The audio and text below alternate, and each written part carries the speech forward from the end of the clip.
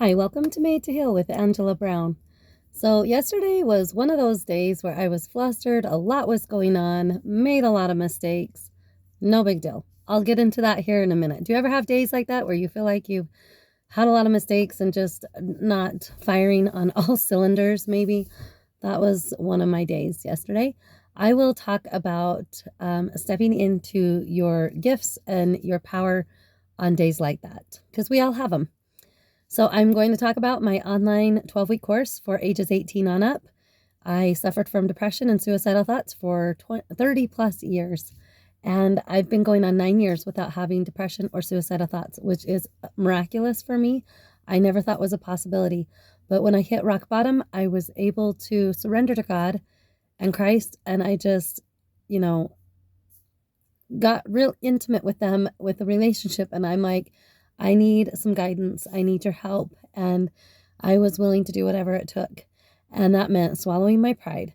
That meant acknowledging all of the negative, ill behavior that I had displayed up to that point, and the generational patterns that I had carried that weren't positive. And and I'm still learning. I am still learning. And as I talk about what I'm going to talk about today, it's a learning curve all the time. I am still learning. So isn't that what life's all about? Anyway, this online 12-week course starts September 16th and it goes to December 2nd. Anyway, go ahead and I'll leave the link in and you can register for that. And if you have any questions, let me know. But this is designed for men, women, any ages 18 on up. Just help you, whether these are things that I dealt with. So this is why I bring it up. But I dealt with anger, always mad and lashing out at other people around me, not knowing how to move forward, just staying stagnant. I grew up Christian my whole life, but I was not acting Christian. I just showed up on Sunday and, every Sunday, but my heart and my mind, they weren't in it. And just the whole transformation that I was able to make, heart, mind, and soul, is huge. And I've written a book. It's not published yet, but that's in the makings. But I have written a book called You Are Made to Heal, spiritually, emotionally, mentally, and physically, sharing my experiences and how that is how God designed us. And we're always in the healing mode if we choose that. We can choose to stay stuck and in our anger or our worry, fearful mindset, or just, playing scenarios in our head and choosing the stress and the anxiety and depression or whatever it is that's going on. Or we can choose to let go and surrender. And that's what I did. And so 9+ years going on 9 years, I have chose to surrender and find out a better way than what I had been doing. So yeah, click on the link in the comments below on that. Now, so what I was going to talk about today is all the mistakes I made yesterday. And I was just one of those flustered things. I'm going to just share a secret about me. And it's not really a secret, but it's just finally, like, yesterday's experience let me know that, okay, I am not good in that department, and that's okay. So I decided to have a big Independence Day celebration. It is my most favorite holiday. It's always been a favorite holiday of mine. And then my oldest child was born on the 4th of July. So it was special. It's always been special to me. And I've always made a big deal of it. I've just have loved that the time of year that it falls on, and just really celebrating our freedoms. And so it's just been special.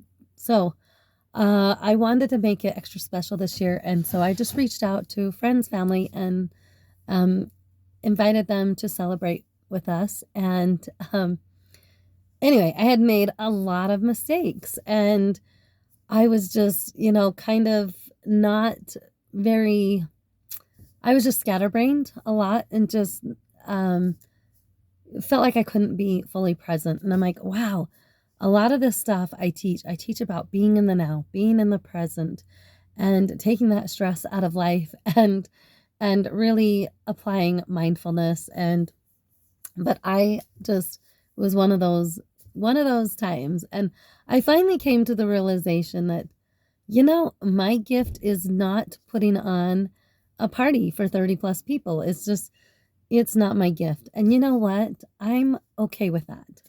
I had a sweet friend that was here helping me last night, and she was like, delegation, just that's what delegation is. And there's so many people that are here and wanting to help. And I'm like, yeah, yeah. I mean, I've been a great delegator raising my kids because a lot of people are like, wow, you have 8 kids. How did you have 8 kids? That's just mind blowing to me. And I'm like, oh, well, it's easy, especially when we're going to church or somewhere that we have to be somewhere first thing in the morning. And, I couldn't get me and all of them ready, right? So it was like I took my older group of kids and I would assign them to a younger sibling. You make sure they're ready. You're on them. And then on down the line, right? I would just assign a younger sibling to an older sibling to help make sure that they were all ready to go out the door so we could be on time. I had to learn delegation in that way. But putting on a party, I really didn't pick up on the whole delegation thing. So my neighbor's like, yeah, all you need to do is delegate. Just anyway. And I'm like, well, genius. So I'm, learning things as I go. But I was kind of beating myself up. And at the same time, I was, just going, we get hard on ourselves. Things don't run as smoothly as we want them to, or things just don't go as planned, or whatever it is. And there's just times where it just creeps up to where you're like getting the feelings of not good enough, or getting the feelings of inadequacy, like I'm totally inadequate to do this. And so that was creeping up yesterday. So I'm just telling you, this is stuff that we deal with from time to time. And our healing journey is like onions. Think of onions. You unpeel one layer of onion and you're going to find another layer to unpeel. It's just the unpeeling the layers, right? Under each layer is another layer to heal and to prepare. And so I'm just letting you know that love yourself where you're at in the journey. And it's the awareness. When we are aware, like, yeah, you know what, I am aware that I could never do anything like this on my own alone, or try to take anything like this on alone. So yeah, learn delegation skills, or two, admit it and go, okay. But just having that awareness. And when I started to feel feelings of inadequacy, and I would say something to my neighbor or my sisters or whoever was around, they're like, "No, this is great. Like this is great. You're doing so good." And it was like, "Oh, maybe I was just looking for, like, you got this or whatever." We just all get those feelings of we need support and whatnot. But it was a great experience for me to be aware, like, okay, these are where my strengths lie. This is where my weaknesses lie. So take your weaknesses, look at your weaknesses, and don't beat yourself up for them. Have that recognition, because we can't be good at everything. We weren't sent here to have everything down packed. That is why we have neighbors, family, community to come in and help us, and where we don't have our strengths, and be okay with it. We don't, I think, and we all live in this uh, facade of perfectionism. Everybody's got to do it perfectly, or, and I have long passed the perfectionism thing. Just, be okay, go with the flow. And if things don't go along as planned, then it's okay. Like, just go with the flow and be okay. So that is just something that I want to encourage all of you to do. It's in your healing journey, you're going to heal along, and you're going to come up with feelings of inadequacy more than once, more than twice, more than 40 times. It's just going to keep coming up. But the difference is instead of continuing to feel inadequate and then putting more feelings of inadequacy as the days go by, that's the difference. So the difference between me feeling like not very adequate in doing what I was doing yesterday to put on this big old celebration for a lot of people, I did have those feelings creep up. I had the thoughts come in, and then I had the power to stop those thoughts in the tracks and go, look, it's okay. You weren't sent here to be good at everything. You are good at so many other things. And this is where your neighbor's teaching you delegate, and we're all here to help. Like, it's okay, relax. This is your space to think. And I was grateful for that little breath of fresh air. So just know that you don't have to have things all figured out. Just know that things will creep up all the time in your healing journey, but it's when you're aware, when you have that awareness of, oh, this is a little, this was hard for me, or oh, that, this came up and I reacted in this way, or whatever it is. Just know that it's always going to come up, and that's what the atonement of Christ is there for. We are not here to be perfect. We are here to learn to become perfect, but we're not going to have it in this lifetime, and we need to be okay with where we are at, uh and take those feelings and the emotions that show up and use them as teaching moments. And as long as you are aware and acknowledging, then that's what's important. So I just wanted to let you know, yes, I teach people all the time. I teach people about the power of the mind, and I teach people about having joy, and I teach people about you can overcome depression and anger and all of these things, which I'm a firm believer. But does it mean it never creeps up into my life, into my space, in my corner? And am I going to tell you that you can overcome it all together? No, because hard things are going to come into your life. It's just part of mortality. It's part of what we deal with. Challenges. It's just, how are we going to react to these challenges as they come up? Are we going to go into victim mode and just go, oh, that woe me, didn't turn out, and this could have been better? And are we going to continue to beat ourselves up?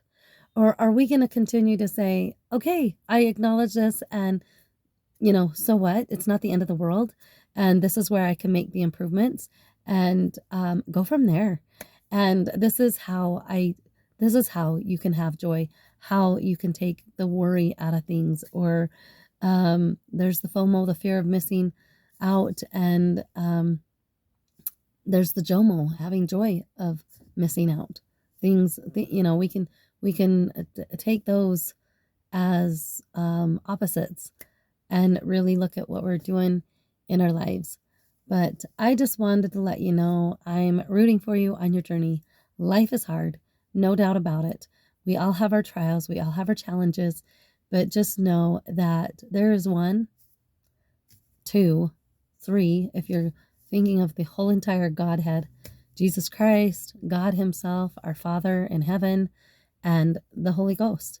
Those 3 combined, when we have those working for our good, and when we are acknowledging and humbling ourselves to know that we need help. We can't do it on our own. We're not here to figure things out on our own. And when you feel like you are alone and in your corner, we've always got the Godhead to turn to. We always have that as a source. And that has always been my source. Has it always been my first go-to for my source of help?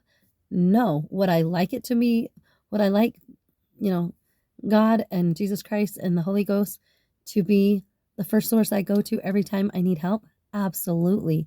It's just the natural man. Sometimes we get stuck and hung up on, oh, I got to solve this problem. I got to, what am I going to do to figure this out? Instead of going right to the source, which is God, Christ, and the Holy Ghost, and saying, okay, I need some direction. I need some guidance. And just really going to them for help, which makes a huge difference. And even going to them and acknowledging all your faults, your weaknesses, and saying, this is where I need help. Send somebody, an angel, maybe somebody that was in your past that's deceased and have moved on in their journey, passed away, but no longer with you. But you can think of special people in your life that were so good at things that you wished you were good at, and they were beautiful at this talent. ask for God to help.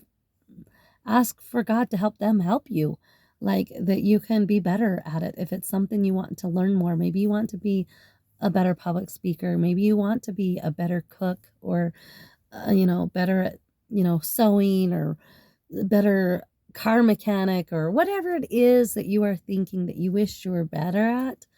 Think of those that were so good at that in your life, or maybe they're still living and you can pick up the phone and say, hey, you know what, you're really good at this and I would like to get better. Is there some way we could hook up and I can learn this skill better because you are amazing at it? That's how we use and utilize each other's gifts and talents that we were all brought and sent here to use to help lift others around us. So don't get down on yourself. Quit beating yourself up. We're not going to have everything figured out.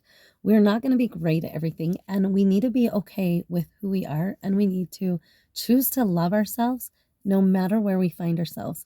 Choose to love you right here in this moment. Choose to love you. Because when you learn to truly love yourself, love God, God number one, love God, love yourself, then the loving others outside yourself is so much easier. It's impossible to love others outside yourself if you don't have that for yourself. And when you decide to get a close relationship with God, I promise you, you will develop a stronger love for yourself, because it just goes to those things go hand in hand. To know oneself is to know God. So really getting to know you and loving yourself and your healing journey, and taking what it is, come what may, and choosing Christ. These are all my go-tos to help heal. So just be comfortable with where you're at and don't beat yourself up. Enough of the shaming, enough of the inadequacy, not worthy. Those feelings will come up, but just be aware of it. Be aware of it, and then you don't need to be, oh, I'm so bad I had that thought. Like, you're just going to have thoughts. Those negative thoughts are never going to go away. You're going to have stuff creep into your mind all the time. It's just you get to choose whether you're going to utilize the power of your own thoughts, the power of changing those neurotransmitters within your brain and rerouting those wires and the connections so that you can have a healthier experience and hook that mind and your heart, have it come together, and for a more joyful experience. So God bless. Until next time, please like and subscribe to my channel, share it with others, and we'll talk later. Bye.